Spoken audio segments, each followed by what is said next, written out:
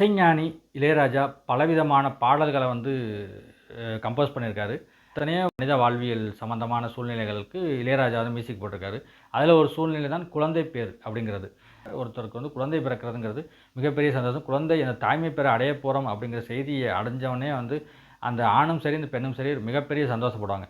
அப்படி இளையராஜா சில பாடல்களுக்கு கம்போஸ் பண்ணியிருக்காரு. அப்படி உங்களுக்கு தெரிஞ்ச பாட்டை சொல்லுங்கள். எனக்கு 2 பாட்டு தெரியும். ஒரு பாட்டு வந்து தங்க நிலவுக்குள் நிலவொன்று மலருக்குள் மலரின்று வந்ததே, எந்தன் கனவுக்குள் கனவொன்று நினைவுக்குள் சுகமொன்று தந்ததே,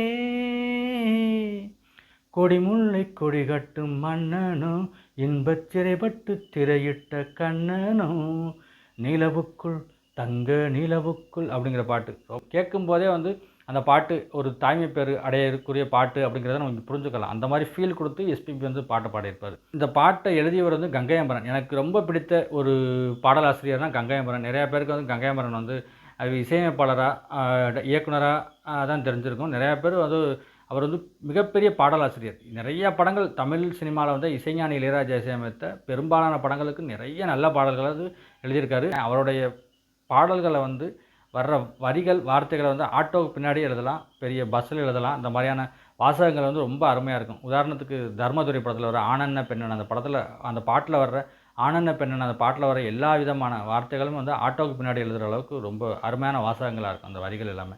அது மாதிரியான ஒரு பாடலாசிரியர் தான் கங்கையமரன். இந்த தங்க நிலவுக்கு நிலவொன்று பாடலையும் சும்மா சொல்லக்கூடாது, சும்மா பிரித்து மேய்ஞ்சிருப்பார். அழகாக அந்த பாட்டை வந்து ப்ரெசென்ட் பண்ணியிருப்பார்.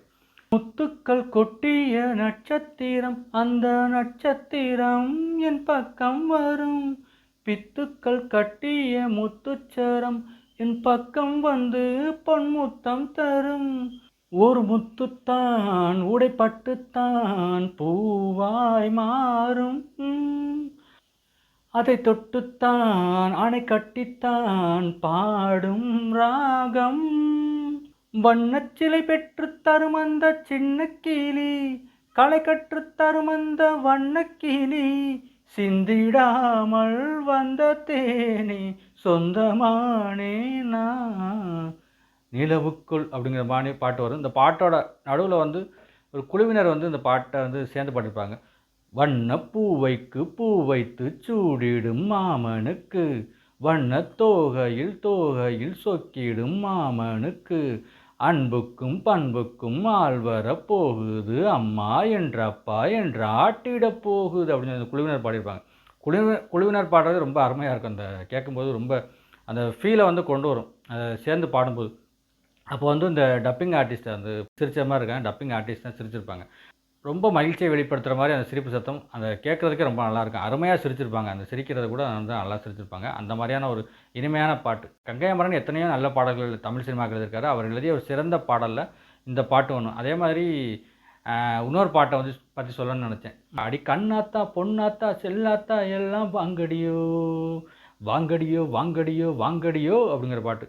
சிவா படத்தில் இடம்பெற்ற இந்த பாட்டை புலமைப்பித்தன் அவர்கள் எழுதிய பாட்டு. இந்த பாட்டு ஹையா ஹையா டோய் நான் அப்பேன் ஆனேன் டோய், மாமா எங்கே டோய் உன் பொண்ணை கொண்டாடோய், யானை மேலே குதிரை மேலே பையன் வருவான் டோய், நைனா வாட்டம் ஸ்டைலாக நின்று விசிலும் அடிப்பான் டோய், உன் பொண்ணை கண்டா கண்ணு அடிப்பான் டோய் அப்படிங்கிற பாட்டு.